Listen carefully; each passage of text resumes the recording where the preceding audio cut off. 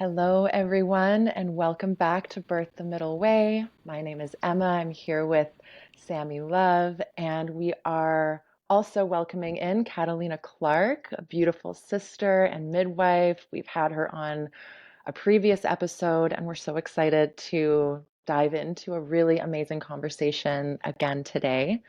What sparked this conversation actually was this very synchronistic turn of events where both Sam, myself, and Catalina posted very similar Instagram content on the same day, and we were on the same wavelength. And we were speaking on this topic of birth reflecting our inner world and how our birth, our journey through that liminal space, that portal reflects who we are, how we are, why we are.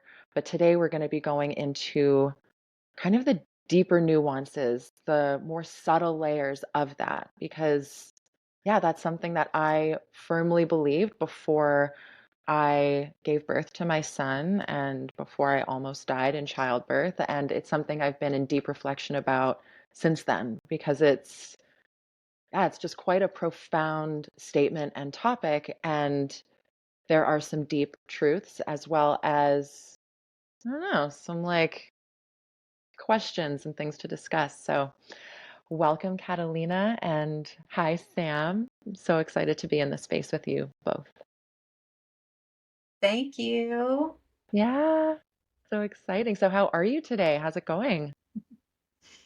It's going well. I've been, reflecting on this a lot, and I think it would be really interesting to also talk about the perspective of the midwife, right? So not just what women are bringing to birth, but what care providers and midwives. And so I can kind of like take on the role, I guess, of the midwife here Mhm. to share from both and perspectives and how if we're talking about birth as an entity, as a ceremony, as a spirit, as a force of nature, how do our reflections, projections, beliefs intertwine with one another and with birth to, yeah, create the perception of the experience? Right.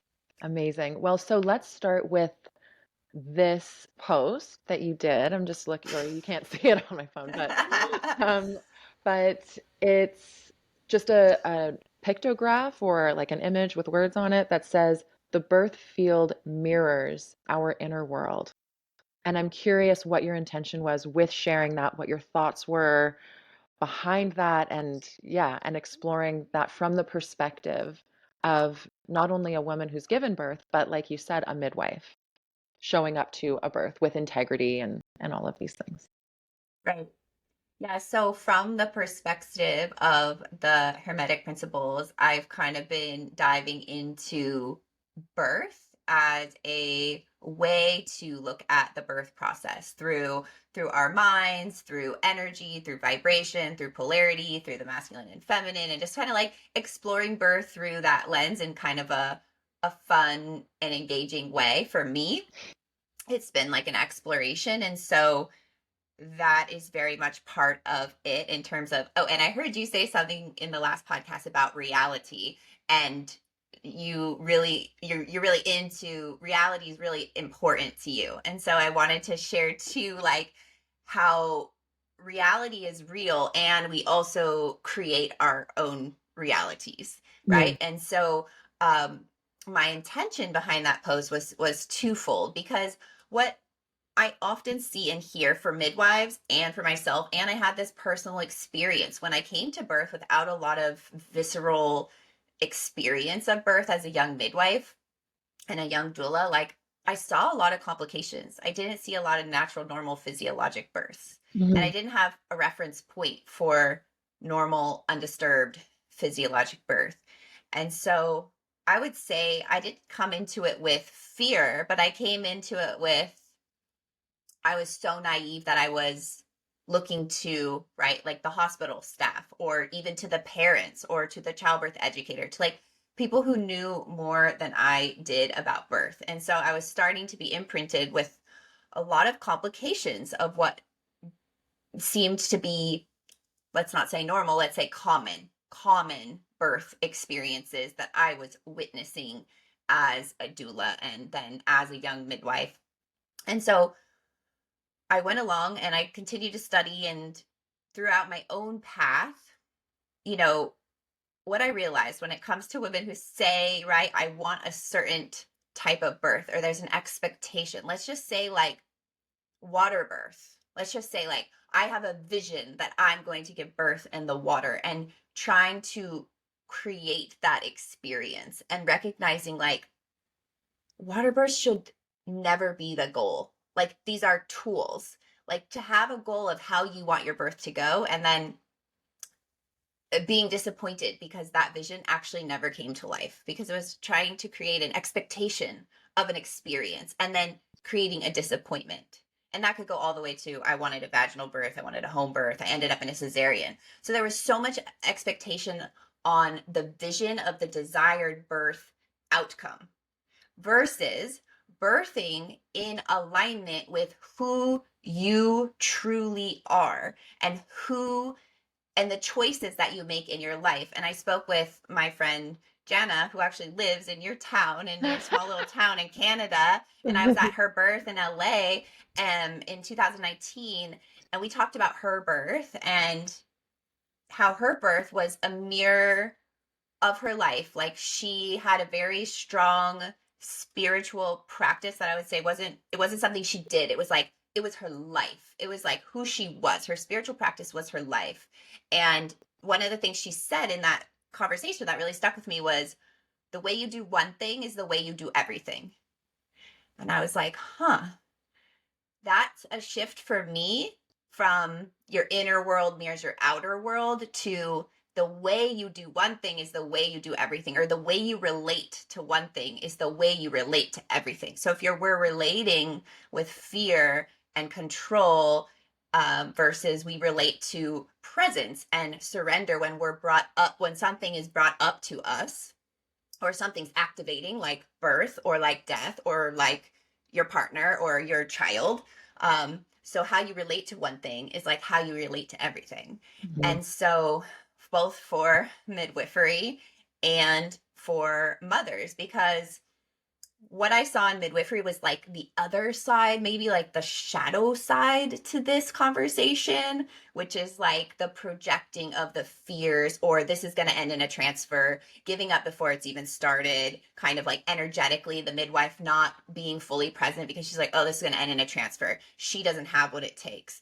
These are words I've actually heard midwives say, Yeah. like, I'm not even going to bother with this birth because it end up in a transfer. I'm going to take on 5 clients this month, knowing a couple are going to risk out, one's going to have to get induced, like with this attitude and perception towards birth that creates, the perfect condition or the nocebo effect or whatever the tactics that are being used subconsciously, unconsciously, maybe sometimes consciously. And so this is what I'm talking about, is like, what are we asking ourselves as midwives and as women? What are we really up for in birth? What is our capacity to choose what it is that we really want from the deepest place of our inner world, like our inner compass that says, I want a free birth or I want a cesarean, and making both equal and okay. Mhm. Oof, Amazing. there's a lot there. Yeah. I have. I'm like, okay, which point do we navigate first? I have one point that I wrote down because I'm like, oh my God, I wanna get into this semantic so deeply. And we shared some voice notes back and forth on Instagram in our little group chat. But I just wrote down the quote, "We create our reality." I knew you were gonna say that. Because like I'm not actually, well, because I'm not in a triggered place, but I'm like, okay, I'm thinking of anyone that's listening to this who experiences whether it's abuse or trauma from the medical system or whatever it might be. And so in my case, did I create the death of my son because of my choices, because of whatever it might be? Because from my lens, yes, there's a responsibility on the choices, like on the person making the choices, but there's also the interaction and the relationship with the wild, unknown, mysterious force that is nature, or that is birth, God. that is God, Is that is God. creation, that is creator. And so I can choose to show up as an example to a disagreement that I have with my partner and be calm and collected and present and integral with the words that I'm saying and the way that I articulate my emotions. But I can't control what he does or doesn't do. And so I can Right. show up to birth in certain ways, educated, having read different things, communicated with different people, spoken to different midwives, but I can't control birth in itself. And so I can't create birth. There, to me, there's a co-creation happening with all things within our scope of reality, right? And so I'm really curious, and maybe Sam, if Well, you have something to share too about, yeah, I would love to add in on this one. Just, yeah. like this is one thing that I actually unpack with a lot of my clients, Hmm. specifically the semantic. Because I think, seriously, because working with so many people that are in the pseudo-spiritual community, Hmm. I see them putting this specific semantic in their backpack in a really dangerous way. Hmm. And so I do think that it is important that we speak into the nuance of like, okay, what does that mean, right? Like I can get behind like, sure, we create our reality, but like if what is how do we create our reality? What is our active role in that? Like, are we as powerful as the ultimate divine, controlling every aspect, controlling every paradox, every nuance, every synchronicity, every no. I would argue no. I would say that there are a lot of spiritual workings that, some scriptures and some, lineages have attempted to explain, and yet I would say that there is still this really foundational mystery at our feet as humans, and I don't think for the most part that we have it all figured out. I think that like the workings of it all is bigger than us. And, I do think that we are expressions of God, expressions of the divine consciousness, but kind of in pieces, like I think together we create a whole. Every single thing that exists creates that whole, But I love the quote that says that the universe became conscious the moment that God became conscious of itself. Mm. And so it is that mirror, right? It is that ability to like see myself in you and for you to see yourself in me, and there to be the ability to perceive. Without two things, there's nothing to be perceiving, right? And so we create our reality in the realm of perception, in the realm of integration, in the realm of response, right? And so it's like the mother whose child, 19-year-old kid dies in a car accident. Did she create that? Like, no, of course she didn't create that, right? Like, and yet, likely every mom would, what could I have done to have prevented that? We will go down these thought rabbit holes, of course, 100% of the time. And it's very much so about how we show up to the moment. I think that the moment is always unfolding. I think that there is aspects of that is absolutely not in our control. And I do think that there is a cause and effect chain that is also unfolding, And so every decision that we've ever made is also influencing certain things that are unfolding in our field. But I wouldn't say everything, you know? And so I really think that, like, in terms of relating to it in a healthy way and allowing for it to influence the way that we show up in our life, it is really about the moment, here and now. What I'm doing, what I'm choosing to perceive, and how I'm choosing to respond, and how that will or will not influence the next moment, right? Like getting tripped up in our psyche of like what I should have, could have, would have done is not usually helpful. We can see that shame and guilt for a moment and look in the reflection of that and say, oh, I was misaligned or I was aligned, right? So shame and guilt is going to be a reflection of like, that was misaligned for me.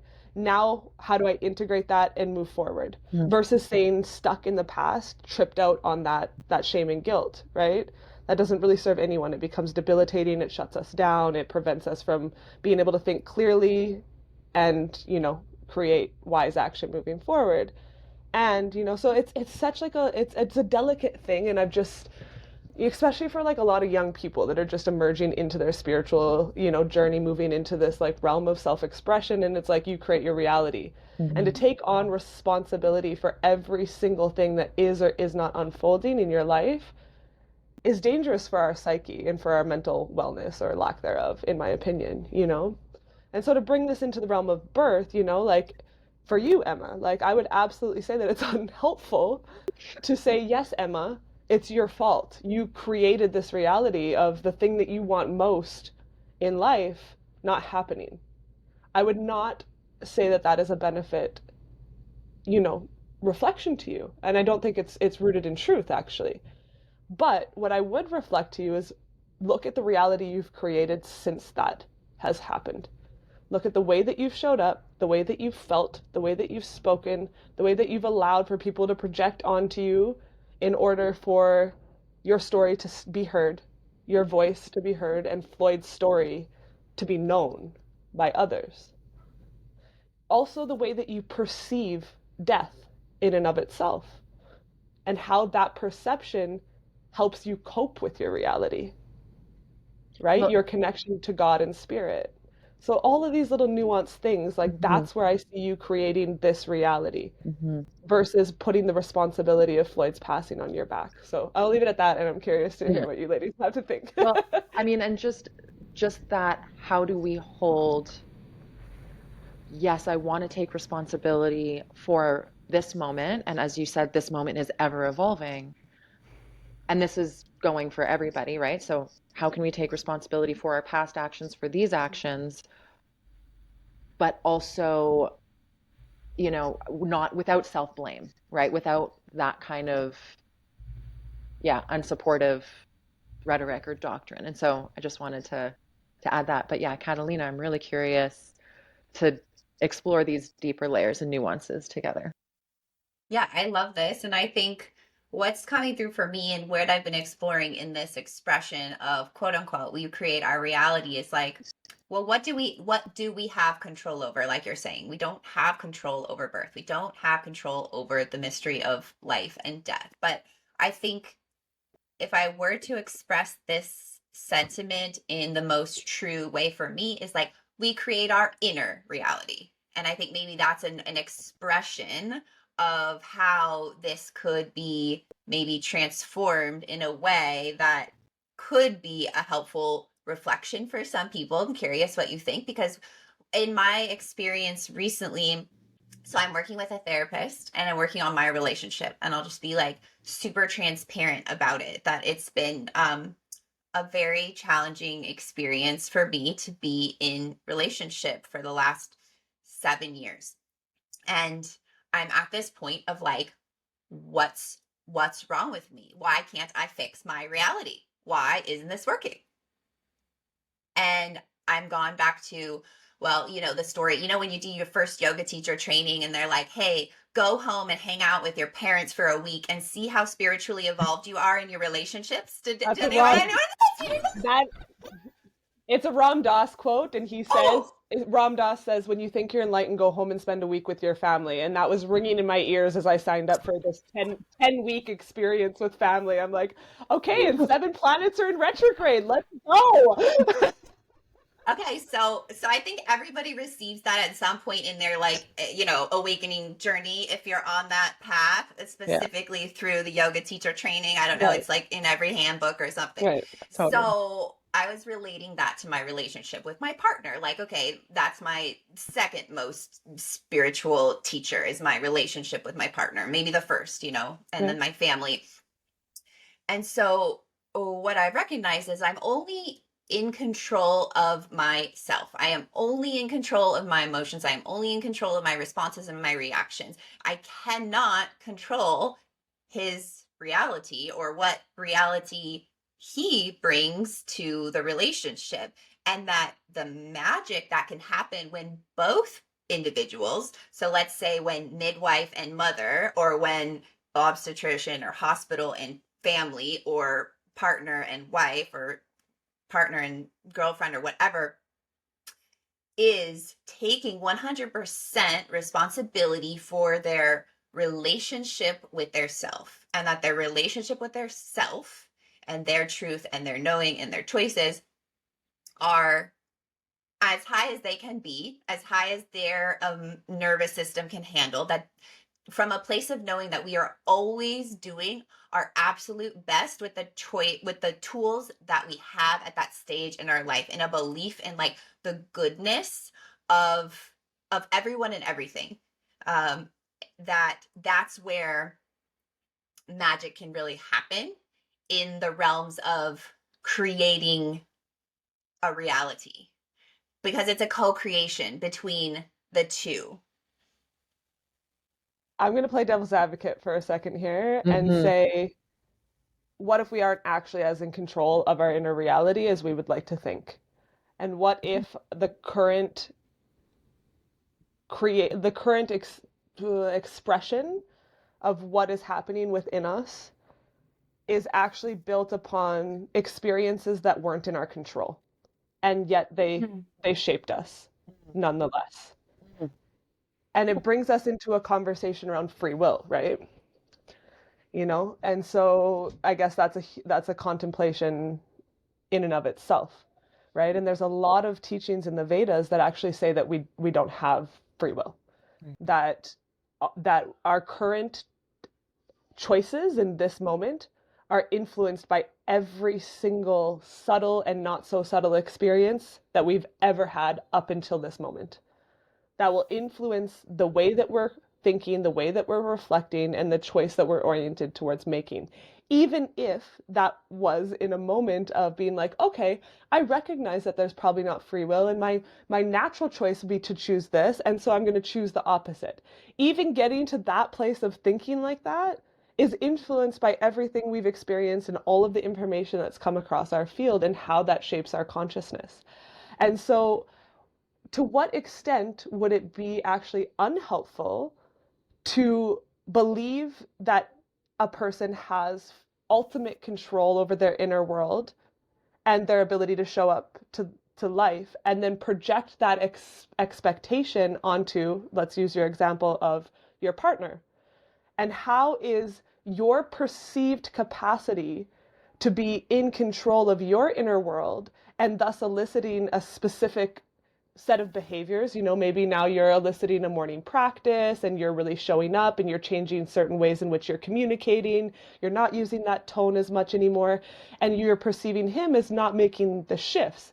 And so then the comparison of, well, I can, so you can, right? That expectation, that projection of, well, if I have the capacity in my inner world, right? But we're not actually taking into consideration of, well, what are the set of circumstances that have led to this moment, that have influenced who we each are inside of ourselves, that makes us feel as though we have the capacity to elicit those new behaviors and change, or we don't, right? And so then it actually can, that belief in and of itself, if we're not being curious and compassionate, could be the very thing that drives separation in the relationship.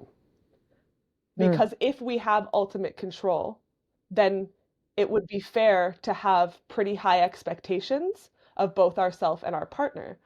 But speaking for myself, even knowing everything that I know, practicing psychotherapy for as long as I have, studying the mind for as long as I have, when I want to elicit change in my life, it still takes quite a bit of effort.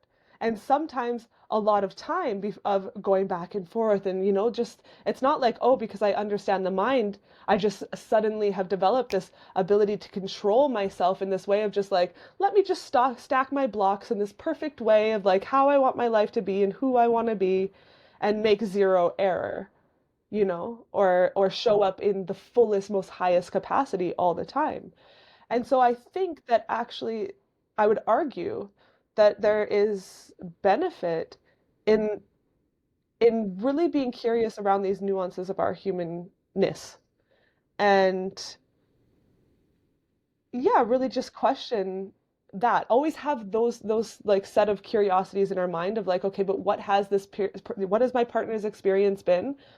All of the experiences he had before the day that we first met, and how did that shape him into the man that he was in that moment, that led to me having attraction to him, wanting to date him, wanting to build this life with him. And now that all of our shadows are getting mixed up in the middle, what do we do with it, right? Mm. And so, yeah, I mean, this is a fun contemplation that I've been in myself as well, you know, and um, yeah, I don't necessarily have like a definitive this is the way it is, but I definitely like feel very curious about the topic and really am orienting towards like I think that we have less free will and less control than we would really like to think that we do. And Catalina, I know you've worked with plant medicines, and so that takes me into, and you have too, so we all like have this experience around ayahuasca and plant medicines and this path that would bring me into this realm of like, okay, so many people, the medicine they get out of drinking ayahuasca and other plant medicines is letting go of that illusion of control. Mhm. So Mhm. many people step into our retreat center so in control of their life, you know, and their choices. And that's what they need to have ripped away from them. I'll leave it at that. Yeah. I mean, I want to just kind of welcome and invite that pause on what if we don't have control? What if, like, who are we if we're not if we can't control everything? Because everything that you were describing there, I mean, I just want to add this little piece of it's not just what we've experienced in life that influences everything. It's also our ancestry, our potential past lives, all of these other pieces that we weren't even alive to experience that influence and help to shape what our reality is. I mean, and then when it comes to choice, I remember having, I'm just going to share this little experience that I had. I was coming outside from smoking mapacho and I was in this doorway and I walked through the doorway and I remember feeling this awareness that I'm walking through a portal and I'm entering one world of outside with the grass and the trees and entering into a whole other world. And I had this massive vision and I was in this like indigo space that was a room, but it wasn't a room. There was no walls, no ceiling, nothing. But I remember viewing all of these very major life events. And I had what looked like a clipboard, but it wasn't a physical, practical thing. And I looked at the spirit next to me and he said, "Okay, are you ready to actually to confirm this next step?" And I said, "What do you mean?" And he said, "I'm going to come into your life and I'm going to die." And I looked and I realized that this was Floyd's spirit. And I said, "Okay." And he said, "If you agree to this, it's going to open." And he like moved his arm like this, and it showed like infinite doorways that I could eventually walk through. And he's like, "Because we're going to agree to this, we're going to walk through. You're going to get to walk through all of these other doors. And I know that when you're human, you're going to not want this experience.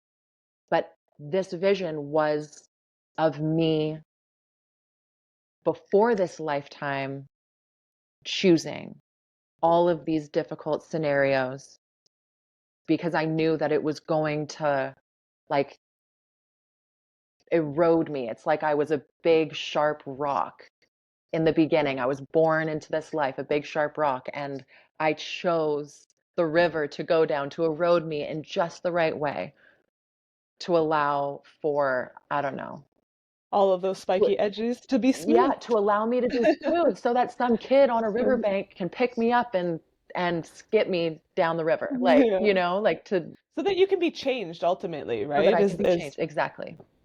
Exactly. And so even this conversation around we create our reality, we choose our reality. Mhm. Are we choosing in this moment?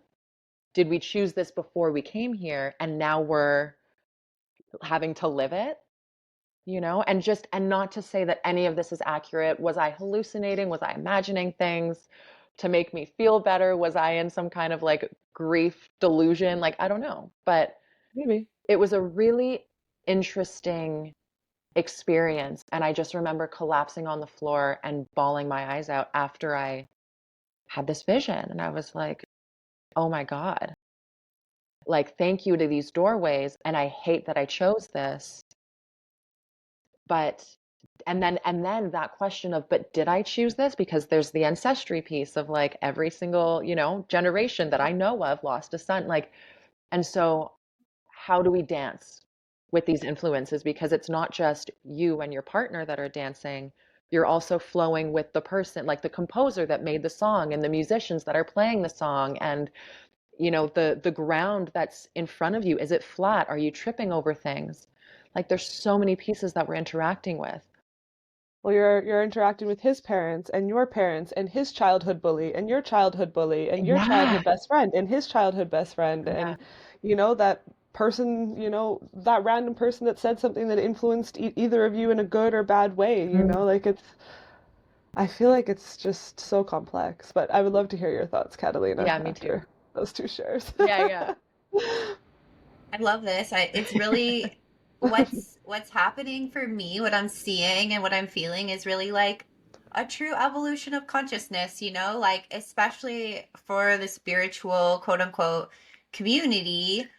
Because I think there's these sayings, right? And there's these beliefs and there's these dogmas and ideologies, right? Amongst them. And they can be helpful for some people, possibly in the beginning, right? Like for me, there For sure. were languages that were transformative of Right. ways that I hadn't been exposed to, that began to rewire my brain in ways.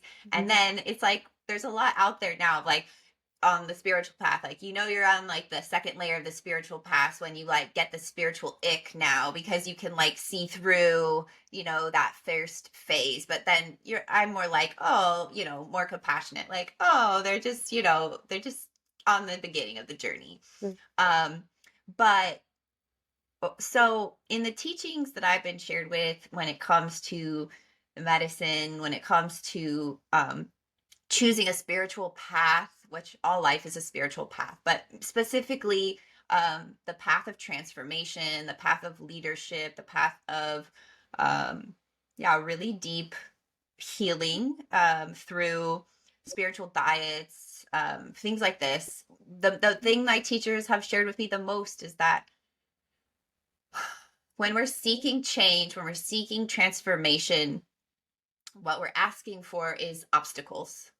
And the further we go on this path, the more obstacles that will arise.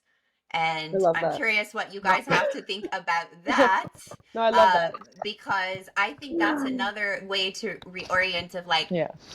we're not creating the reality, we're being given opportunities That's, for yeah, our growth and our development, and it is exactly. in alignment with what we're asking for. Like we're not numbing out. And I have another thread for this because when we're talking about realities, I do believe in alternate realities and multiverses and these sorts of things, and I can see that we live in a reality. The three of us are living in a reality that is together or is parallel, Similar, for sure. Yeah. similar realities. And Hmm. then there are other individuals in my life and who I know and who uh, live out in the world around me that I'm fairly certain are living in alternate reality states. And I'm Oh, for curious sure. how, Right. where you want to go with that. Because from your perspective, I think as a psychologist, I'm curious about that, Right. where like we may not have control over the reality, but I've also been in one reality and I've also very much shifted into all other Yeah. realities.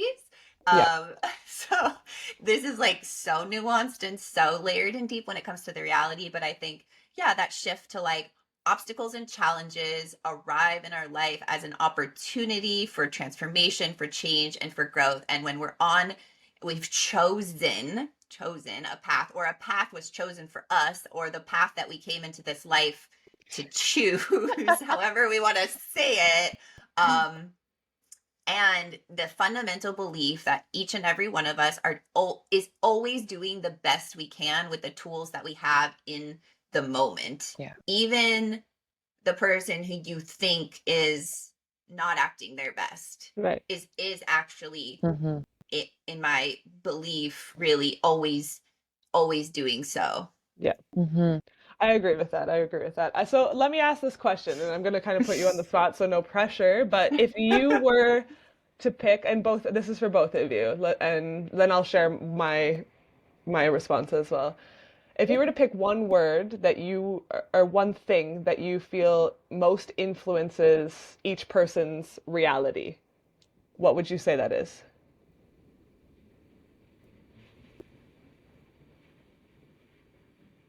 I mean, the first thing that came to my mind was like media. Mm. The the first thing that came to, sorry, it's just kind of arbitrary, but like the first thing that I thought of was the neck. I'm, being- I'm in a whole different thought. And the reason, no, just the reason, Share why, please? Yeah, exactly. Because people are going to be very the curious. reason, because when you said media, I was like, ooh, yeah, totally. The neck Uh-huh. decides where we look. We can look up, down, side to side. And so it, for me, I guess perspective, like, Uh-huh. and working with, we can't necessarily decide what we are looking at, but we can choose how we look at it.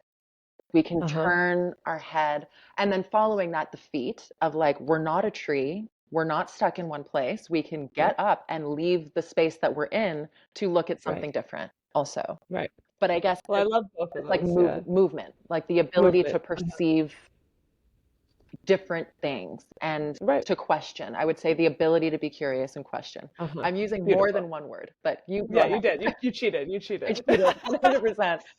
Well, I would say that as your answers weave into, what my response, and my response would be belief.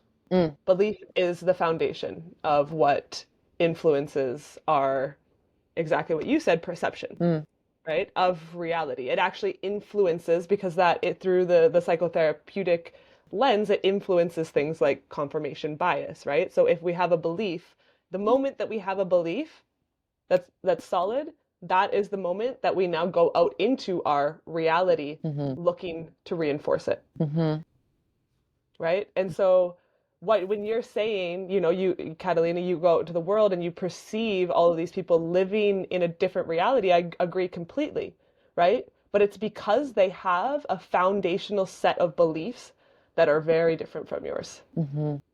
And you can see it on them. They like wear it, we wear it, like Mike and I had multiple people come up to us in the airport. We had one guy come up to us. He was like dancing through the airport, and we were walking up behind him, and Mike is like dancing. He's like, "Yeah, this guy's cool," and like starts dancing behind him. And we walk by, and he's like, "Oh my God, you guys! Like, I need to hang out." And like he was so stoked that we started dancing. Finds out that we own a ayahuasca retreat center, and he's like, "This is the most synchronistic moment of my Oh trip. my Like, God. I have so many questions for you." Sits down, is just like stoked. So just like like we wear it, we do, and like it's what actually attracts, then we can go into the next semantic of your vibe attracts your tribe. It's like, yes, because it we embody our beliefs, Mhm. right? Like to a certain extent it Right. is, Catalina, Emma, both of us look like, all three of us look similar, like pull all of our arms out. We all got these black and white spaced out tattoos. We're all wearing earrings, like it's like literally like we look like a tribe, like it's pretty clear looking at the three of us that we go together. That we vibe, our We tribe vibe. vibes, yeah. Not tribe vibe, we're vibing. So, like, yeah, so I think that it's actually that from in terms of working with the mind, that's the place where we need to be the most curious always, is Mm, actually being conscious of what we believe, and not for like as for as much as possible, not allowing for unconscious programming to just be left, to its own accord. mm, And that's where certain things, specifically like hypnotherapy, like plant medicines, that take us into those more subconscious, unconscious realms to show us ourselves, to show us, hey, you're carrying this imprint and this belief from that experience you had when you were 3, mhm, right? And it's no longer serving you. You don't need to protect yourself from the world in that way. Let's say what example do I want to use? Let's say a child who was abused by a family member when they were younger, and they come up with the belief is what's influenced first Mhm. that adults aren't safe, or that's, let's say specifically older men aren't safe.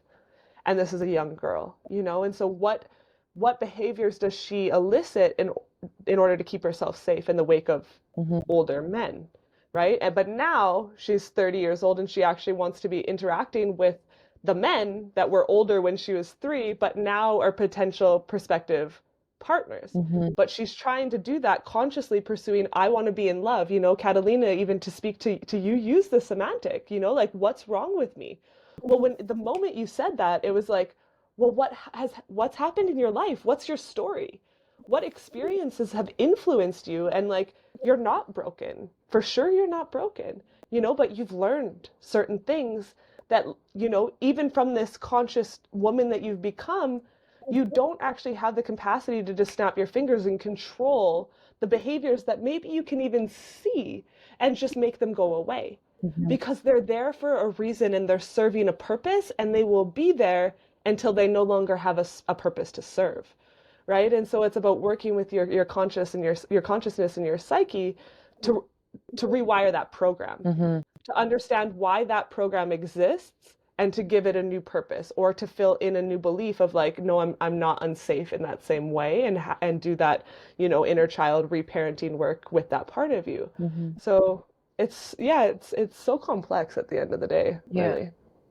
I'm curious about if our perception of reality begins in our beliefs, then how does our belief in birth affect our beliefs about birth, affect our experiences and choices and perceptions that we make around birth, not around the outcomes. Because I see this a lot, right? And especially when it comes to the hospital births, women going into a hospital birth with a belief that birth is dangerous, is needs to be managed, wants to be managed, but they're also going in asking for a physiologic birth and not wanting the things that the hospital has to offer, but Right. still going there with the belief that that is the safest place for them to be. But there's a huge disconnection in the reality of what they're asking for and what is actually available.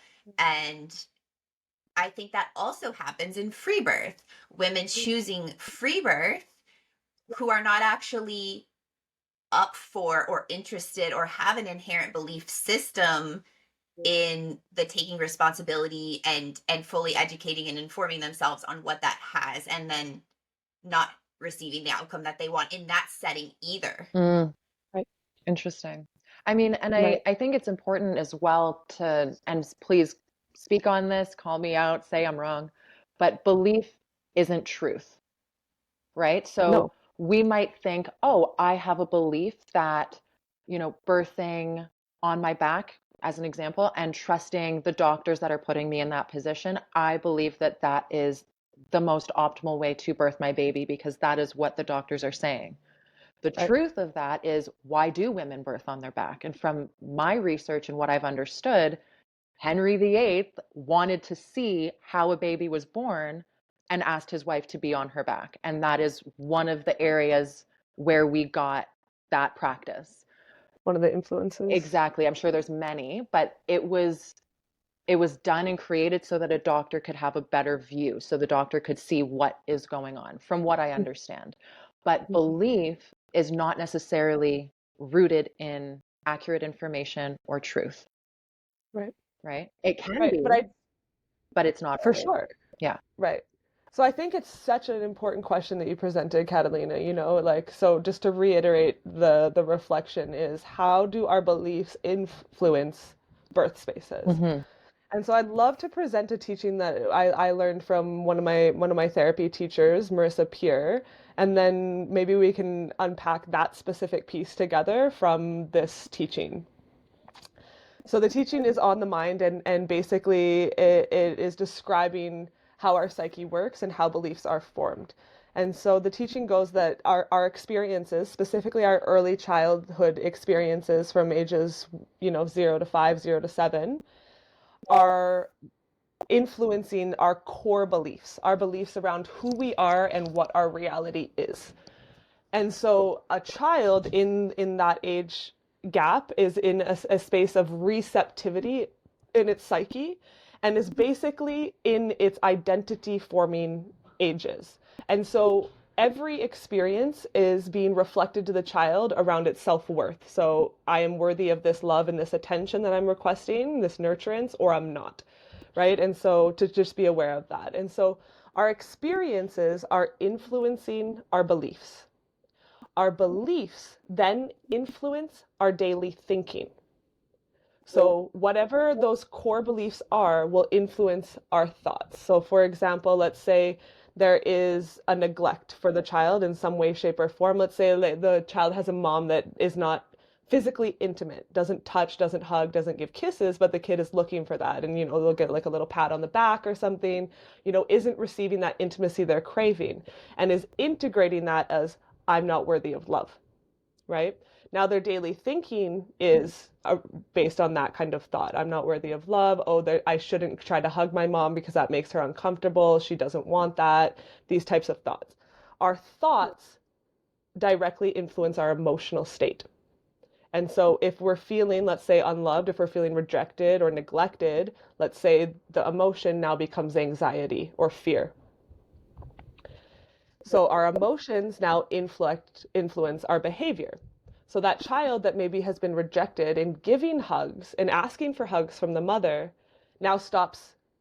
The behavior is that they stop asking, right? They've been rejected from that hug for so long that now their behavior is that they don't hug anybody. They don't approach with intimacy. They don't approach with a hug. They keep that to themselves because they're not worthy of people's love and affection. And now that behavior is going to elicit more experience. Okay, it's going to influence the next experience. And so if that child is not approaching, has completely shut that off, not giving hugs or not approaching with intimacy, they're now experiencing probably very little physical touch in their life, which will now reinforce that core belief. Okay, so it becomes a cycle. Mm-hmm. And so now that core belief is now reinforced. And that core belief is I'm not worthy of love and affection. Right? Mm-hmm. So now, and this is deep because this is, I mean, we're probably, like I'm sure all three of us will walk away still contemplating this because I've taken that teaching into studying birth a lot, and like really am trying to look through that lens as I walk this path myself, So if we've had, so let's paint an experience of, it brings me actually to the woman that we're hoping to have on the podcast, whose very first experience as a birth worker was a stillbirth, Mm-hmm. right? But so let's take it one step further. Let's say that we have a midwife who has entered the birth field because she herself had 3 traumatic in-hospital cesarean births. How does that influence her work as a midwife? And hold on, What about a midwife in and of themselves who's never had a vaginal birth? How Yeah. does that influence her work? Mm-hmm. Sorry for interrupting, Emma. I'll stop talking now. It was just a clarifying question about like the midwife herself in this hypothetical, like she only had cesareans with her body, not that she only Exactly. attended. Right. Okay. Exactly. Okay. Let's explore that nuance. A midwife who has Mm-hmm. never been able to have the experience, the embodied experience of a vaginal birth, how does that influence her work? Mm. And we can go beyond that, I would say, just like how was she born into the world, right? Was she Exactly. born via For cesarean? Was for like sure. how many layers are there? What was the Right. conversation around birth when she was younger? But Exactly. I was going to bring yeah, exactly. but Right. Catalina, I'm So curious. all of these threads, and we Hmm. can explore any, but like Hmm. just to, yeah, I'm also curious, Catalina. Hmm. Well, it makes me think about Michel Odent because one of the things he and this is coming from the perspective of a man, and I don't even know how he was born, but he makes a suggestion that the prerequisite for the midwives of the future, if we had a utopian society where there were midwives in every community and women had access and midwives weren't burnt out because there was a midwife in, her village where, she could access care, but that he makes a suggestion that the prerequisite, not the only requisite, there's still like training and experience involved, but the prerequisite for the midwives of the future should be women who had undisturbed physiologic vaginal births, that they should receive the seal, the imprint, the whatever, Hmm. in order to offer the best care possible. Right. And so, and this is very common, whether it's a cesarean, whether it's an induction, whether it's a vaginal birth or a transfer, a midwife who had a home birth transfer and ended in a cesarean, or a vaginal birth with an epidural with many interventions. I've seen this a lot. And I don't really know how to answer the question about how, so that experience imprints a belief system, imprints a way of thinking about birth. I kind of see it as the opposite, where it's like they become then the savior who's trying to save other women from their experience that they had. Not that they're necessarily imprinting fear, but almost sometimes having the opposite effect. And I've Right. seen it come through as like, oh, this happened to me in my birth, and so this is what's going to happen to you. Mhm. Um, Or just the orientation towards intervention because that saved their baby, right? There's a mhm. lot of women that are in the belief, that their cesarean. I mean, look, the mind has to justify. In order for the mind to cope, the mind has to justify our experience of it Mhm. happened for this reason. Like, there has to be a reason, like we search for the reason why behind everything in life, Mhm. right? Why did this experience happen? And so, if the hospital saved their baby, then even if they're, a home birth midwife, they're gonna have much more orientation towards that system that saved, right? Much more trust in that system that saved than the woman who like had the experience of undisturbed physiological home birth. Well, here's what I wrote. I wrote, in midwifery, birth will always reflect to us what we bring to it in our belief system. Interesting. What do you think about that? Well, okay. Before we get into that, I just want to share a perspective because I inherently disagree with what that doctor said because I don't know, and this is why I disagree. I don't know if the specifics of how a woman or how a midwife gives birth matter as much as how she's choosing to show up to the integration of it. Because if she had a cesarean and she's really reflecting on that and not saying that the hospital didn't influence a positive outcome, but perhaps she's really done a lot of inner reflection work and she's really landing with this piece of we worked together. We connected and communicated, me and doctors and midwives and other people in the birth space in a way that was still, if possible, sovereign because I showed up to also co create and make decisions to try to do what could be best for this child. So I don't know in the example of this midwife, this hypothetical that had three cesareans, how is she reflecting on that? How is she showing up to that? How has she been interacting with those It's a male. experiences? It's a male, and you should definitely read his work. I will. No, I'm talking You about should the def hypothetical from before where you said, what would, Michelle O'Donnell, no, is who we were talking about. The That's who I oh, was talking about, but yeah. she's talking about what you were talking Yeah, okay. I about. was talking about both Sorry. Oh, so actually. okay. I'm Sorry, talking I about, got I'm Yeah. confused. combining both of what you said because Okay, this, yeah. yeah, so this doctor, I would love to read more That on, that from the quote that she shared yes, around how every midwife, like the utopian future yeah, is that every midwife has had the experience of an undisturbed physiological birth. yes. And I would argue that's not necessarily the case because there's a lot of wisdom and medicine in experiencing interventions that are not necessarily your choice and having that be integrated. I don't know how important it is 100% to have a midwife that has experienced an undisturbed physiological birth because there can be medicine found in so many various ways of birthing.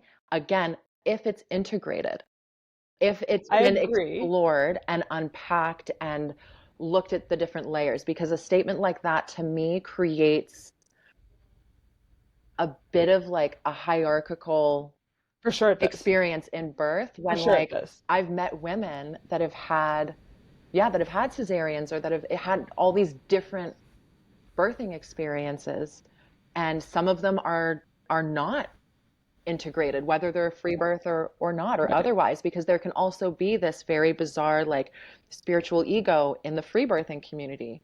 And does that For sure. fact alone make a woman or make a midwife, you know, a good birth space holder, a good birth keeper? And I'm not saying what I'm saying is fact. Yeah. I'm just posing Right. this like alternate perspective. Right.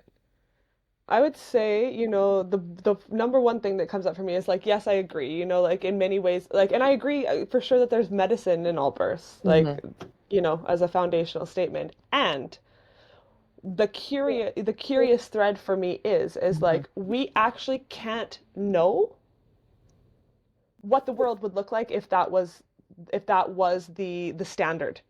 And Right. I do feel deeply curious around, Right. okay, so now what do the birth statistics look like across the board if we were to snap our fingers and make that the standard today? Mm.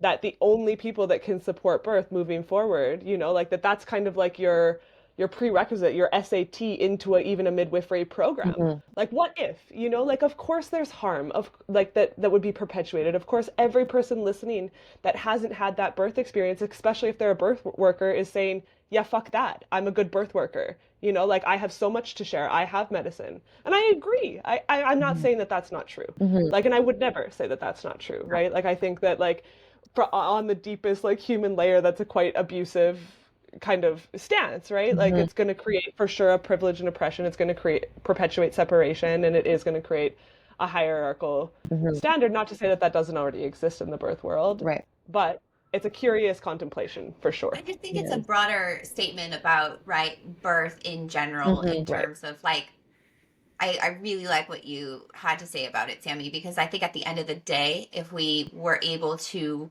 really do that and see what the possibility of like what birth could and should really look like on a physiologic level when it's not being disrupted to the extent that it is today, like what we're seeing, the numbers that we're seeing in the hospitals, and it's not normal. Hmm. Right. It shouldn't actually be this way. And so I love all the nuanced conversation, and I also love like just bringing in the truth that like women who have normal physiologic births aren't special. They don't have a superpower that other women don't have. Like there are birth emergencies, there are birth complications that will and do happen. There are deaths, there are stillbirths, there are morbidities and mortalities that should be, quote unquote, should statistically speaking, should be happening 10% of the time. And 90% of the time, women should be having normal, natural, physiologic vaginal births. Like they shouldn't be having a 30 to 40% cesarean rate Hmm. in this country, an 80% cesarean rate in private hospitals in other countries. This is not in alignment with the truth of our physiology Aho, as I agree human completely. beings. So well said. I, So yes, well said. snaps. 100%. It is not Yeah. in alignment in truth with what our physiology is capable of most of the time. And I would actually, I mean, like, again, like, we live in a day and age where we can't know what the statistics would be. But, Yeah. like, I orient towards the belief that it'd be more than 90-10. I think that birth works more than 90%. Okay. That is the belief that I choose. So, okay, let's pause for a minute because Let's.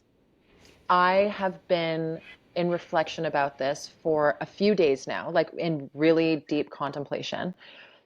And maybe there's people listening to this right now that are thinking women used to die in childbirth a lot. Like I'm talking like, hundreds of years ago, thousands of years ago, what was the number one reason women would die? Childbirth, right? And babies would die often. All of that kind of rhetoric, that and I don't know enough about history to understand the reasons why.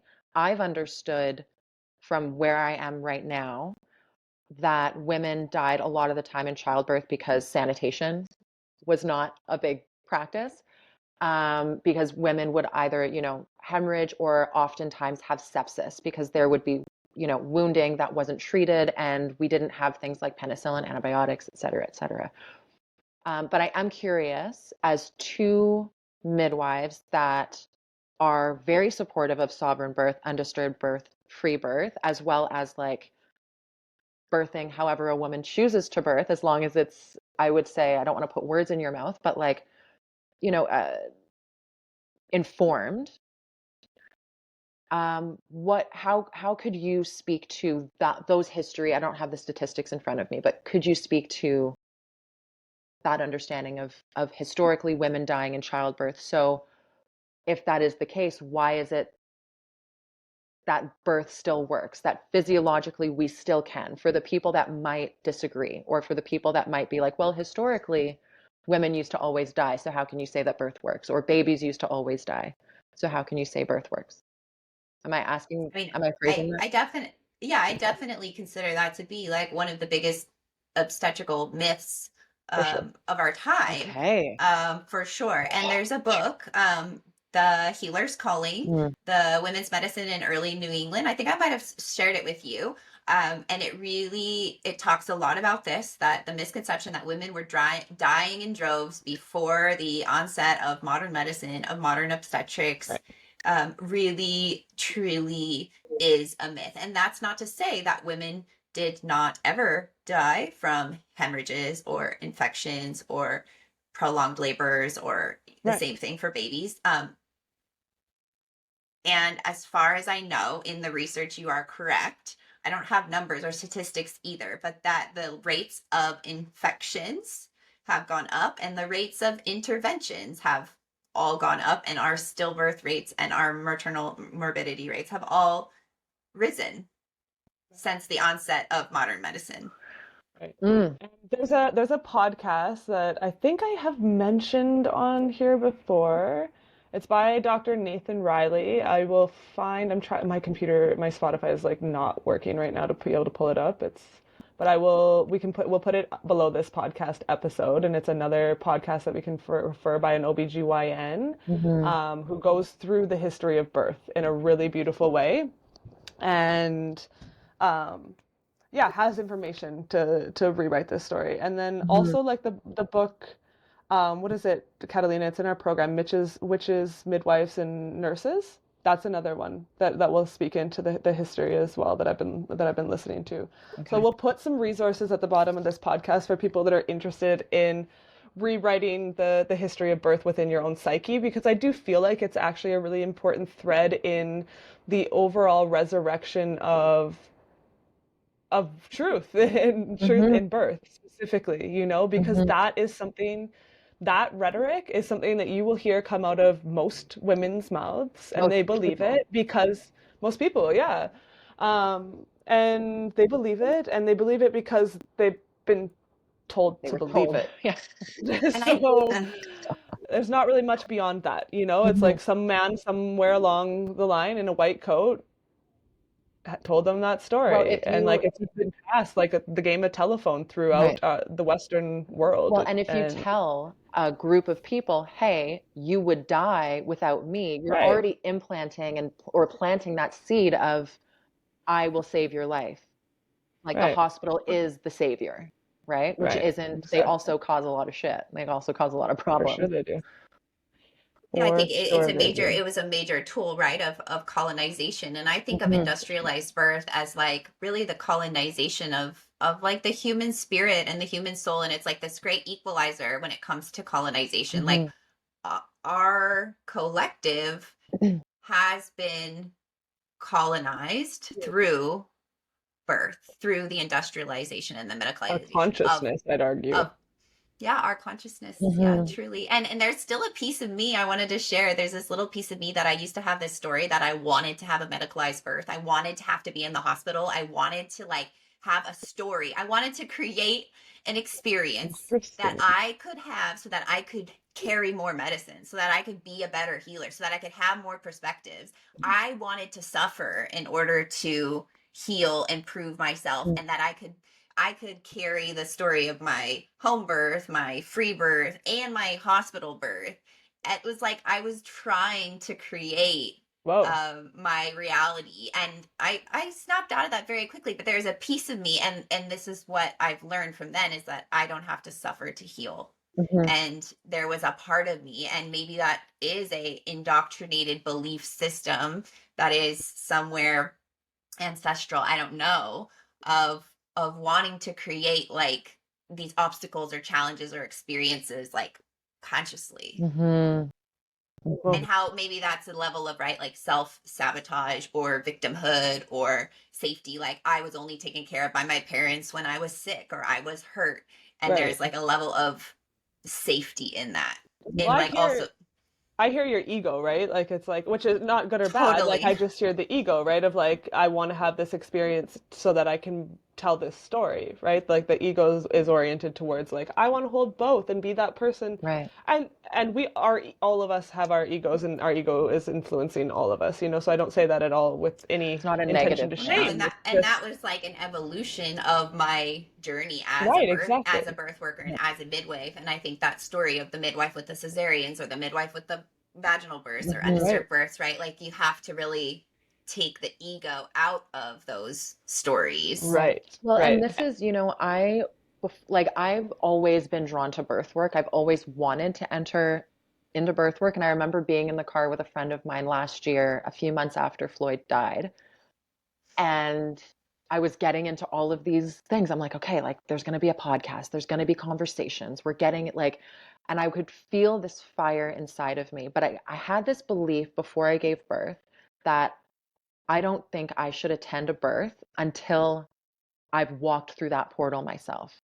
Like, how can I tell a woman, yes, you can do this, or I'm here, or actually witness her in any capacity if I haven't walked through that door myself? And that's not, I'm not saying this for any other birth worker out there. That was just something that I carried in myself. And then I gave birth to my son and kind of entered this realm of birth work. I don't attend births, but now we're having this podcast and we're having these conversations and I'm speaking about free birth in newspapers and so this is I just remember having this feeling like, oh my God. So I gave birth and now I'm in this birth working world and like I didn't think this is how I would do it. But there is something to be said, I think, about walking that path, however it turns out, whether you have a free birth, hospital birth, cesarean, it doesn't really matter to me. But walking through that path and that doorway and integrating it and seeing if you can actually meet all of those corners and nuances, even that desire of like, I want to have a hospital birth so I know how to hold all of these things and I can have that medicine and validating your existence or as a birth worker or whatever it might be, validating the medicine that you already carry. And I mean, just from this perspective, witnessing the depths at which you're willing to touch all of these nuances and to have the difficult conversations is already like a testament to the work that you're doing and the medicine that you carry. Not to like, fan your ego too much, but like just to Thank you. to be transparent with that reflection though. Thank you. Yeah. I was wanting to ask one last question to you guys about the nature of reality. I don't know if like we want to wrap up soon, but um I was on a call with Wapio, and the last thing we were at the end of the call, we were like about to hang up the phone, and she's like, the most important thing I've learned in, my 78 years or so, uh, there's no such thing as reality. Everything is an illusion. And she hung up the phone. And I was like, okay, bye, Wapio. See you later. And it left me really questioning. And then all of this that we're talking about right now, everything that we've been chatting about in the last few weeks, the things we've been sharing. And I would like to know what your thoughts about that is. Hmm. I think my initial response without trying to like complicate it or think too much is like, yeah, I agree. And what I would say is that I would say that there actually is an ultimate reality, but I don't necessarily think that we are able to perceive it as humans. Hmm. I think that it's meant to be bigger than us. and that we're meant to interact with the mystery of it. Yeah. Yeah. I mean, my initial thought upon hearing that experience with Wapio was, yeah, like I go to this framing of like I see cats and dogs, and they have different eyes than we do. They perceive different colors that we can't see. Exactly. And so like that we can't even conceptualize. Right. And Sounds as well. sounds exactly. And so I'm like Smells for sure with dogs. Yeah. 100%. Or like I had a dream. I didn't know my partner like didn't know where he was. Had a dream that he was on this land and he was on that piece of land. I didn't know he was there, but I had a Oh, dream about him that night, and a friend of ours was like waving to come forward, and he was like, Emma, come, Emma, come here, Emma, come here. And he's like, oh, that's so weird. Like he kept talking about you, saying like you should come to this thing, you should come to this thing. Like, what the fuck is that? Pardon my language, yeah, but like right. what is that? Right. And so that's where, to me, there's just something beyond, and to tether this back Right. even to the contemplation of like, do we create our reality? Like, I remember fearing stillbirth. I had fears of like, oh my God, is this the right choice? Is this? All of these fears that had come up my entire life. And we had this conversation months ago of, this woman who also experienced a stillbirth, and she kind of intuitively felt that was the case. Did she create that? Was she just aware that that was happening because she chose that before and her intuition was just telling her like these fabrics of reality, these thresholds of how we perceive reality. Like I think of birth and death as these threshold bookend liminal spaces, and in between we get to experience something that we're Right. calling life or reality, but we're all going to be seeing it so differently. And I'll reflect or echo or mirror what Sam said of like, I don't know if we're meant to understand it. I Right. don't know if our brains or our minds are capable, or if we're just here to interact with the sacred I don't know. Right. Well, what is coming up to me now after I said that, and as you're speaking, Emma, is like, okay, maybe, we all like have this idea of enlightenment. Anyone who's been in, the spiritual communities, we hear this term, enlightenment. And so maybe that is the one circumstance in which the human consciousness accesses ultimate truth, right? And I don't know because I haven't been there, right? But like there's all of these teachings in Hindu cultures and the Vedic scriptures around how like that takes us out of when we access enlightenment, that awareness, that access to that expression of consciousness, which Mhm. might be, accessing ultimate truth, takes us out of the cycle of samsara, which is the cycle of living and dying Mhm. and suffering, right? So yeah, then like after I said that, I feel curious about that, and so maybe yeah, maybe ultimately it's enlightenment, and I would say that as wise is as Wapio is, and as much as I look up to her as an elder specifically, and a teacher in the realm of birth, I would say she also hasn't accessed that state of consciousness, and so I would say we don't know, but furthermore, what kind of comes up for me as a curiosity and contemplation is like when I think about the people that are pursuing enlightenment and accessing it, they turn inwards, not outwards, as a ritual and practice for the totality of their life. They are typically monks in an ashram, in a cave, eyes closed, perceiving reality from the inside out versus trying to understand it and work with it in dancing with it, right?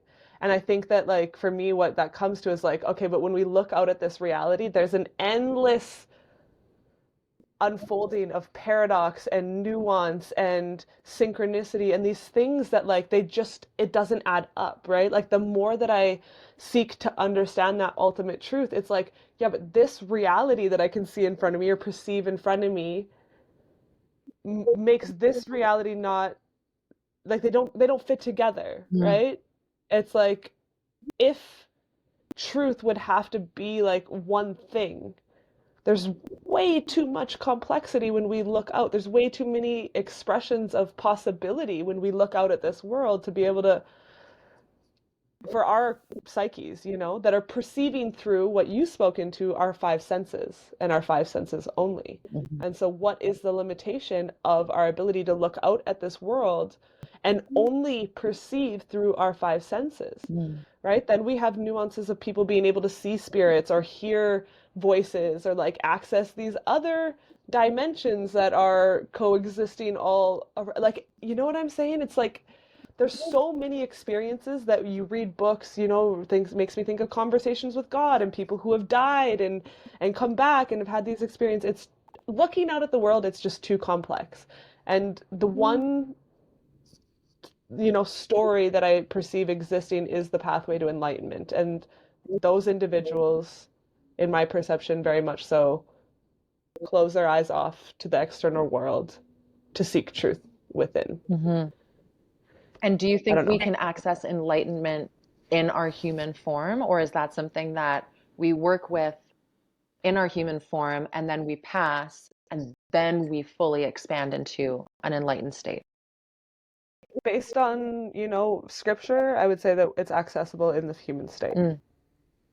I'm reflecting on it, and something I wrote was like, birth is as real as life gets. Like, is birth and death, these thresholds, are they the thresholds of our reality Right. that we are choosing or stepping into? And if we can see, is birth an opportunity, is death an opportunity to see through the illusion and into the truth of our reality? These are just my Mm. questions.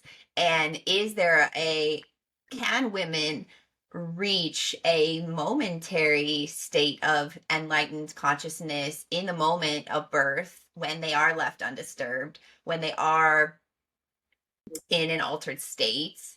Is that one of the gifts and the medicine of birth, is to be in a state of pure neutrality with our reality and our consciousness? Mm.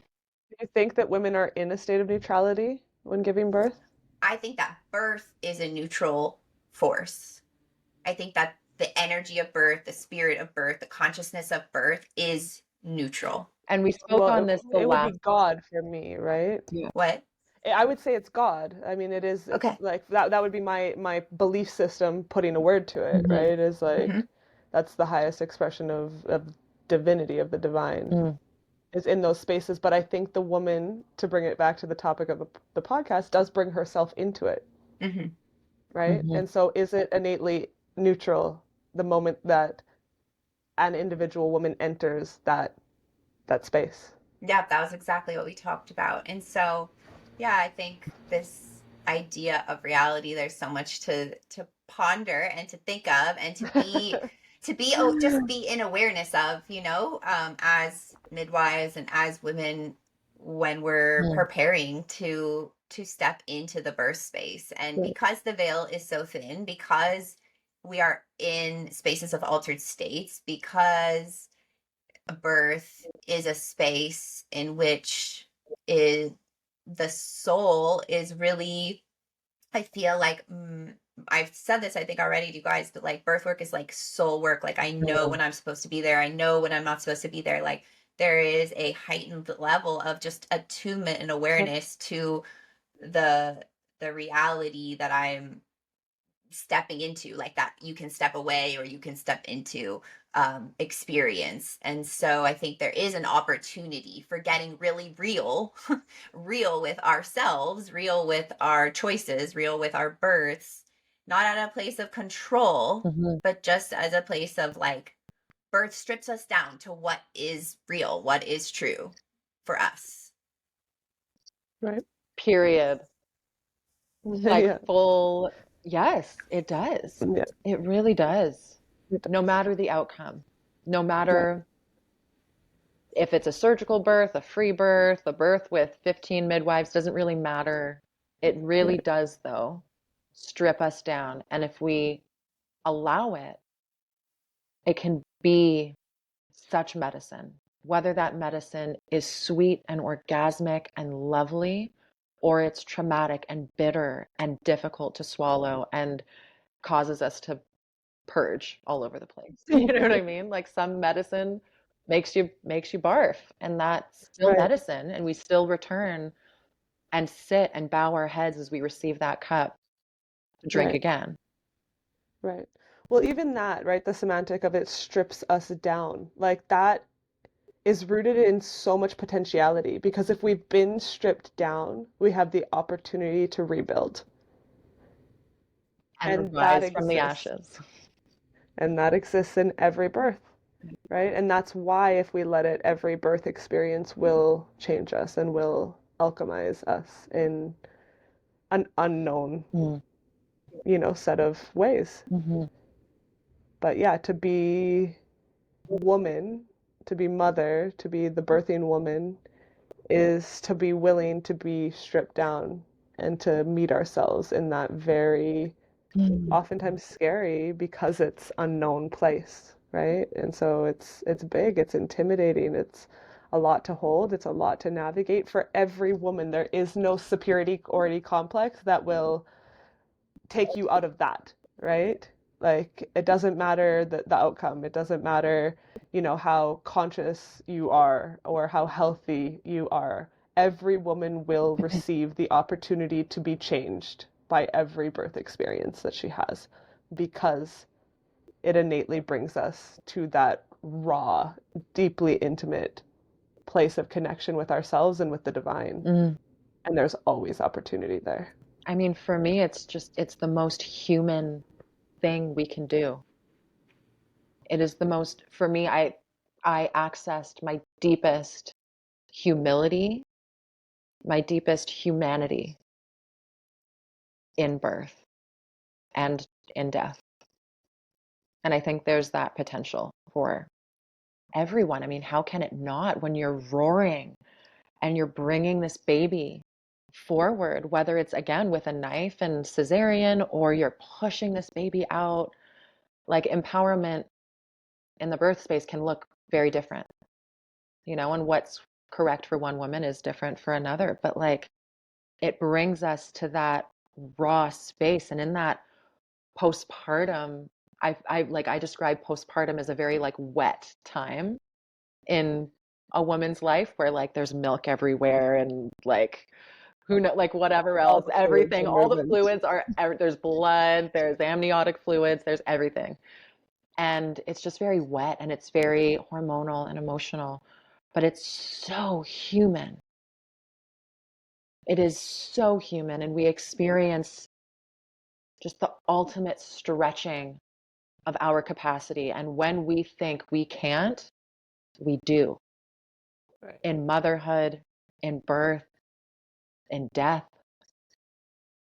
Ooh, what it brings up for me now, I'm like, but like, look at how many people are out there trying to escape their humanness Right? in so many ways, like how deeply uncomfortable so many of us are with just the physiological functions of the body. Mhm. Like, Mike literally has a poem that I'm not kidding you. He reads to like, I would say 90% of our retreat guests, and it's labeled, the title of the poem is It Starts with a Fart. And it is literally because he fell more in love with me when we had been hanging out for like a week and I just had this giant fart in front of him and he was just like like heart eye emojis like this is my You're dreams my like I don't woman. he's like you have no idea how many times I've like been so nervous laying next to a woman like trying to like having to get up and go to the bathroom to fart in the middle of the night like he's like I can just fart freely like oh my God the liberty.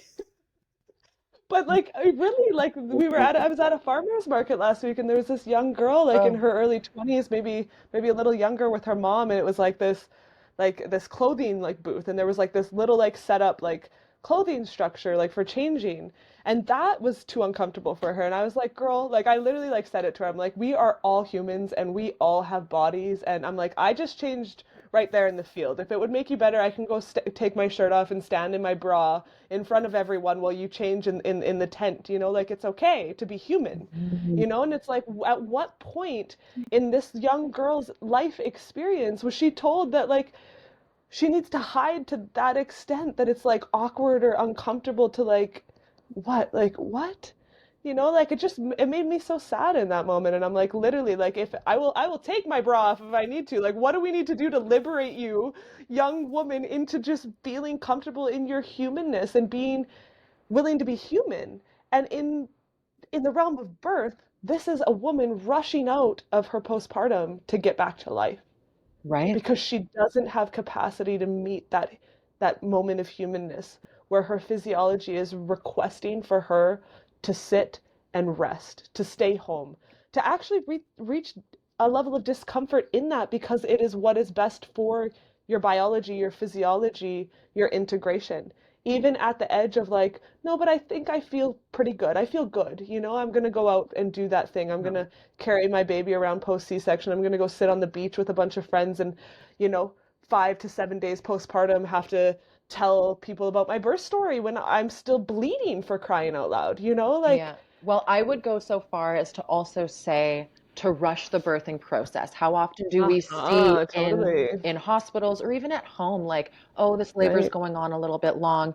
We need to intervene somehow. And I mean, Totally. I'm coming from like I gave myself too much time, but I Hmm. also had this reflection from earlier in this conversation, Catalina, you said that a woman shared with you, quote, and I've heard this before, but how we do one thing is how we do everything. Right. And I had this, I was doing the dishes yesterday and I started crying because, and I like took out my phone and recorded a voice note because I needed to like have the thought somewhere. And this Right. thought was, I had this memory of being in a domestic violence situation. And I was like, why did I wait until he was throwing pots at me and hitting me and spitting in my face and saying all these things? Why did I wait that long to leave? Like why didn't I leave when it was a little bit bad? And my reasoning was, well, I can be in the discomfort and I can try to work on this. I can try to show up. I can do the therapy. I can do all of these things. And I saw how that was reflected in my birth. This willingness to be like, I'm okay to be uncomfortable. I'm okay to feel a little bit of what I could describe as pain, but I can also describe as sensation, right? And there's pros and cons to that, because I Right. see a strength in like, wow, you're willing to stand in the fire when things are Right. difficult. And did I wait too long? But like, what is too long? Because another woman who waits 5 days with her waters open gives birth to a healthy baby. Like, so what is or isn't too long? And we can't know, but I just had that massive reflection just yesterday.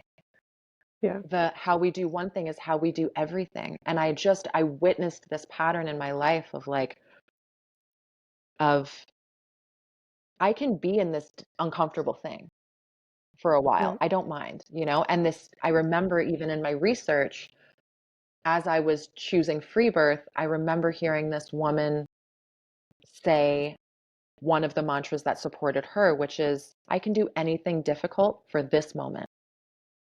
I can handle this contraction for this moment. I can be in this pain or this discomfort for this moment. And that's actually very interesting as I'm piecing it together now, because I do that with grief. I'm like, I can Uh-huh. handle this suicidal thought or this difficult moment or this feeling of blame, shame, grief, loss, whatever. I can feel it for this moment because ultimately everything is transient.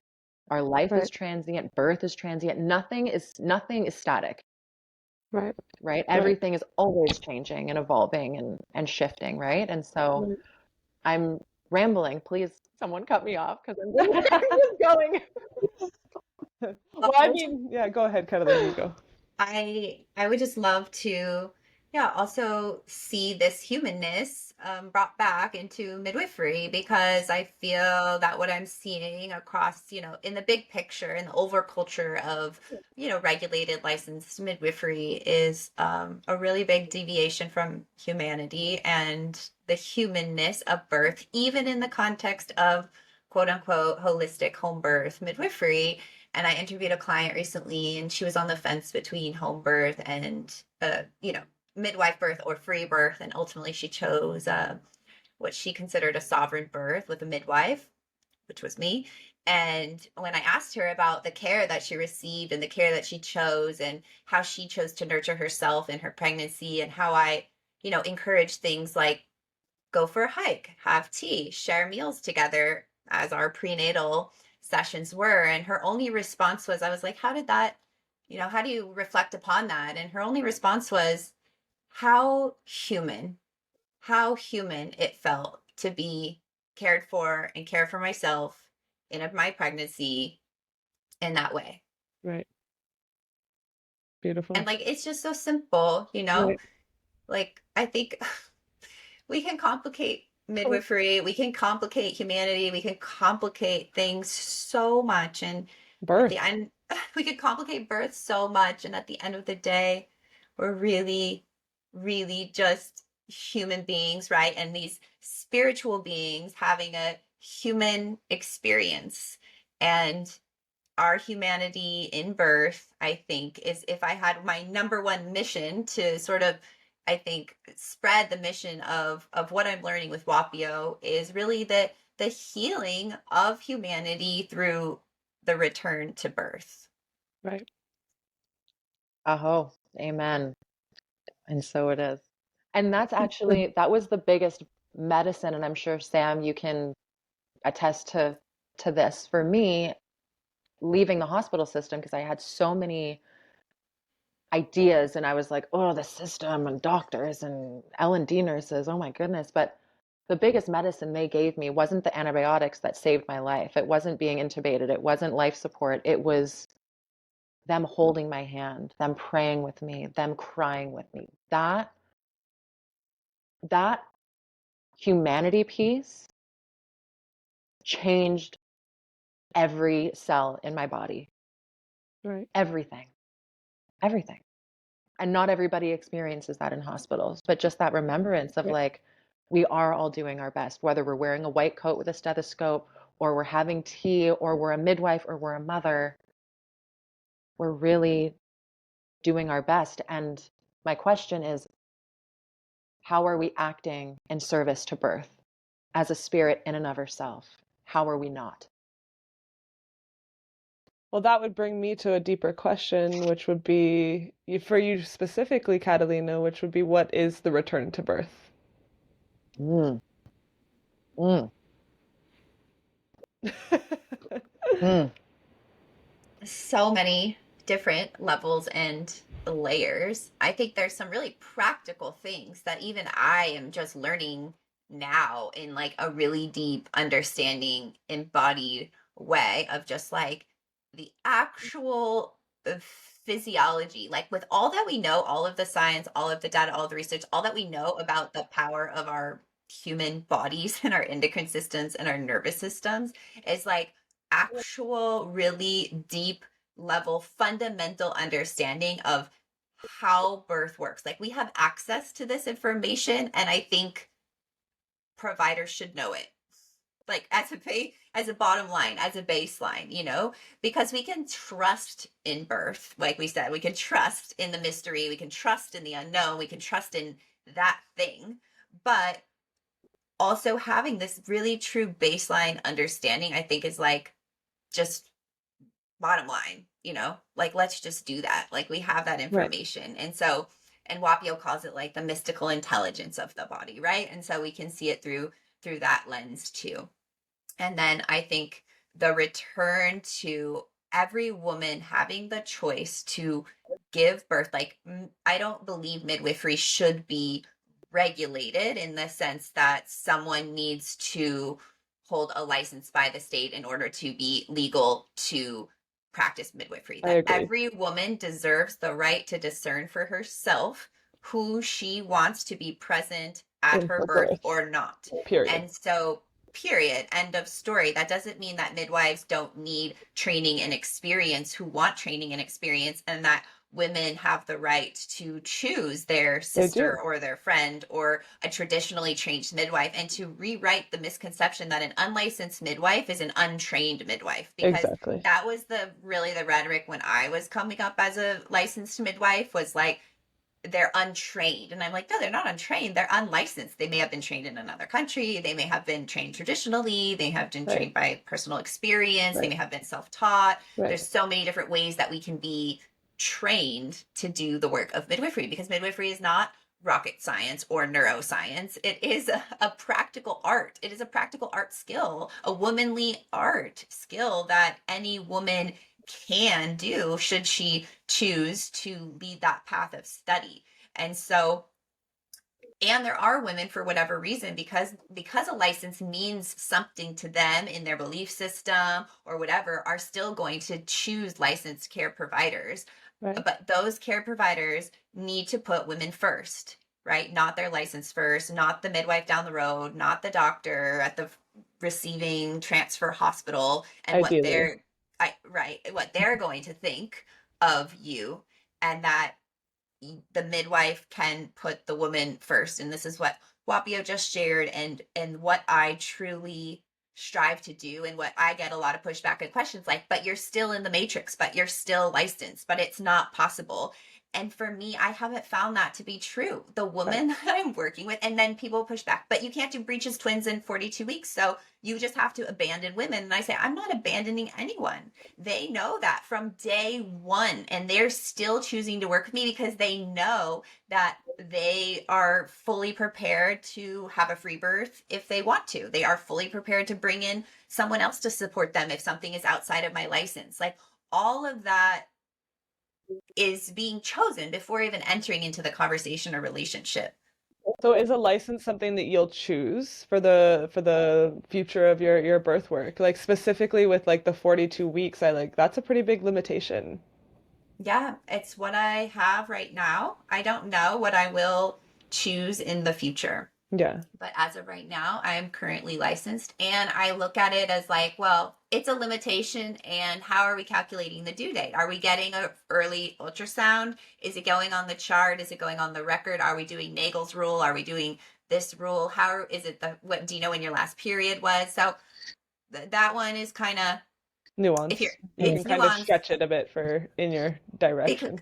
just because it's a, when you're the provider, you create the due date, and there's no such thing as a due date, and they're subjective. And so that one, it can be tricky, and there's different ways that certain providers work with it. Hmm. I would never, put my license at risk in the sense of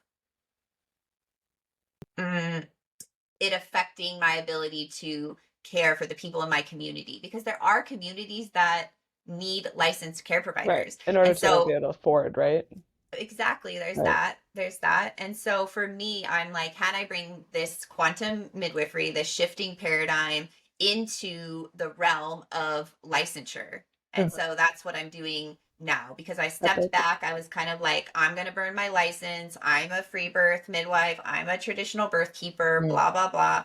I was going to burn my license. And then I sort of stepped back, and I was like, okay, now can I kind of integrate more? Mm. Can I be more of service? Because I was pushing people away because I was so dogmatic and ideological. And then now it's transformed into meeting women where they are. Right. And I think, you used the term matrix, Uh and I huh. just want to share the etymology of matrix Okay. Which because, is great, yes. and you know it? Because it has everything. Yeah, I do know it, Yeah. yeah. So, and I did a post about this like years ago where I had this and it was just, but it comes from the Latin mater or matre, or I don't know, I don't speak Latin, I don't know the pronunciation, but it means mother or womb.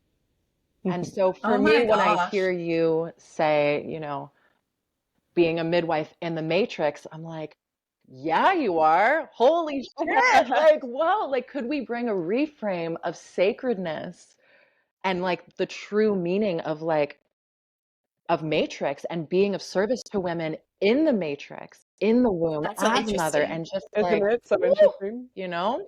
Because that's the word that people throw at me as like a diss, Oh, like it's a they're negative diss. connotation in our Totally. world Yeah. for But sure. it's the point of And so then we have to creation, like, understand, question why. yeah.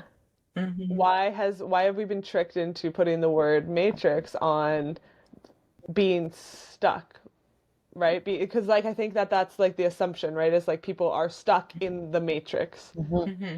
Ooh, Right. that like okay, wow. There's definitely a thought rabbit hole there. They're stuck in the matrix. They're stuck in the womb, right? Yeah, I know. I feel it. I And feel so an Instagram post coming. is our consciousness stuck in the womb, just waiting to be birthed? Well, I think that's maybe another conversation on maybe rites of passage, right? Like Right. not getting a fully sealed integration. Like we actually haven't moved through the threshold, Mm, of the birth mm, Right. and into the Right. integration. And so right. there's like a Right. spirit, the spirit is stuck in a way. And I think we could also say like the artificial matrix, maybe like people who are, I'm thinking of the movie, Right. like the artificial wombs. And and whoa, whoa, whoa, whoa, artificial. Sorry, now I'm just putting together this like being in the artificial matrix and this really high cesarean rate and all of these things and this like, because, and I'll be very transparent. Before Floyd and all of these contemplations arose, I was like, cesarean birth. I would never say that cesarean was birth. I would say it's surgical and it's a baby coming into the world, but I would never describe it as birth because it's not the physiological process of birth. That being said, I have shifted that now because I'm like, it is a surgical birth. It is still a birth. There's still new life coming into the world. However, it's just very interesting with these elevated cesarean rates. You're mentioning this like synthetic matrix, and now I'm kind of contemplating the idea that we're all these doulas for the consciousness that is coming forward. We're not even, this concept of like the age of Aquarius, like we're not in the age of Aquarius yet. And so many astrologers will say we are because Pluto's in Aquarius, but that's not what the age of Aquarius means. An age is 2,684 years, I think. I don't quote me on that, but it's a certain amount of time when the equinox is aligned and shifts, right? So it's still aligned when the sun transfers from Pisces to Aries, which is why we're still in the age of Pisces, but it's moving back. I'm not going to get into the specifics of that. But Right. I've described this as we are the doulas for the age of Aquarius. And now I'm landing in this idea that we are the doulas for this new consciousness around birth to come about. New consciousness, period. Period. New Period. Yeah, period. and birth directly influences Exactly. that. Exactly. Dun dun. What are your thoughts? Sound off in the comments below. Any final thoughts, Catalina? Wow. Anything that you want to weave in? Hmm. As I think that we could, yeah, Hmm. I think this explore. was really beautiful. I think it's so good to have these really nuanced conversations and be open and willing to like sit in a little bit of the fire in like a healthy way and like burn the wood, if you will, of like things that to have a level of emotional maturity in conversation of ideas that are conflicting of what we don't all necessarily believe in the same thing, but we're willing to explore. And that what is so missing from the nuances of the rest of the internet and insular groups of when it comes to birth, right? And what I'm seeing is just like, well, ugh, just a lot of like backlash back and forth, like Right. everyone trying to one up each other, saying like you shouldn't tell women to give birth this way, don't tell women birth is pain free, don't tell women birth is orgasmic, tell them this, tell them don't do but Right.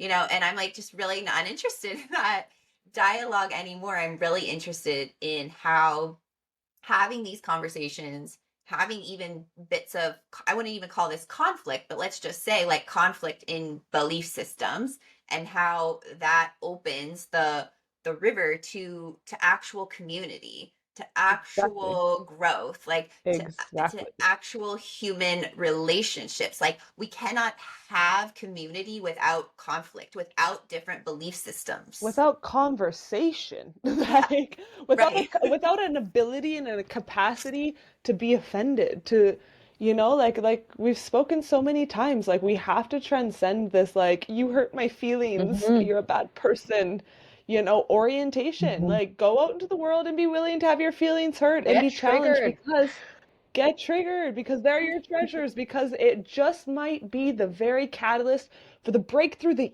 you've been desiring. Mm. And maybe everything that you're calling in your life lives on the other side of that belief threshold that's keeping you stuck.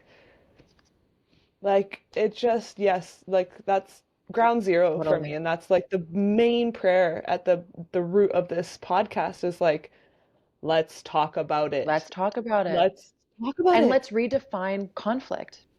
Like what, Right, who told us that conflict was yelling and arguing and bad and right, disconnection? What if conflict, right, instead of this, maybe there was an opportunity to open and come together? Like, what if right, conflict was actually here to bring us closer? right. What if That disagreeing I was, can, like, what if? right. Right. Yeah, it brings me to a quote from Jordan Peterson, which is relevant because you were talking about your partnership, Catalina, and he specifically talking about couples and conflict. He says that a couple who's never in conflict and a couple who's always in conflict are both doomed to fail. Because if we're never in conflict, one or both parties, and this, translates outside of the realm of couples, but one or both parties are withholding. They're not showing up in full truth and full expression of what they're feeling, what they're thinking, how they're responding internally, Mm. right? And on the opposite end, always being in conflict is a pretty high sign of a really dysregulated nervous system, and the orientation to self-internalize every single detail, and really, rooted in that the victim mindset of like, I'm a victim to every single thing that the external world or people do, when I'm not the forefront of consideration for every single person. Then and so there's this middle way, there's this middle path that is rooted in the willingness to show up to the table, have the conversation, say the hard, confronting things in a kind, respectful way that can then elicit a back and forth dialogue conversation, maybe rooted in conflict, but ultimately eliciting growth Mm. and ultimately eliciting connection. And so a healthy function of a healthy relationship period, whether that is intimate or not, is the willingness to meet in a space of conflict. Hmm. The willingness. And that includes the relationship with like your care provider in birth, For and sure. your midwives and all these For things, like what sure. happens. And I reflect as well. I'm like, well, what would have happened if I showed up to some of these midwives that I spoke to and I said, hey, when you said this, that made me feel really uncomfortable. Can we explore that a bit deeper? Like maybe things wouldn't have changed. Maybe they wouldn't have been willing to meet me there. But your midwife is a human. Your care Mhm. providers are humans and you might disagree with them. That doesn't necessarily mean they're not the care provider for you. It might mean that, but also what would happen if we continued that conversation? What would happen if that was just a natural part of like an obstetric or gynecological visit and you questioned your doctor not out of like I don't trust you, but out of I trust you so much that I'm willing to be in disagreement with you. Let's explore this, Right. right? And that is the quantum model of midwifery, or a piece of There it. you go. There you go. Wow. Well, if that's all of it, thank you. Are there any final thoughts for the moment? I feel complete. How are you feeling over Me there? too. Yeah, I feel complete. Thank you amazing. so much. Thank you so much, Catalina. I'm really curious to hear everyone's thoughts in the comments. If you'd like to share or offer your own perspectives, we posed a lot of questions today. So if you have any answers to those questions, please, I would love to hear them. And I know that Catalina and Sam would as well. And so if you'd like to, yeah, answer these questions or share your own thoughts, we're super curious. And Catalina, I don't want to speak on behalf of Sam, but I'm going to, that if you ever want to come back on, Oh, thank We would love to you. have you. Yeah. I leave these conversations feeling so lit up and so curious and so Right. deep in pondering, Contemplative. yeah, and Right. questioning and like, ooh, what about this or what about that? And so I just thank you so much for lending your voice once again and sharing your time with us and your wisdom and your insight. It's Absolutely. just I receive so much, and I know that there's just infinite value. So thank you for being here. For sure. Thank you. Me Thank you. too. Thank you. Yeah.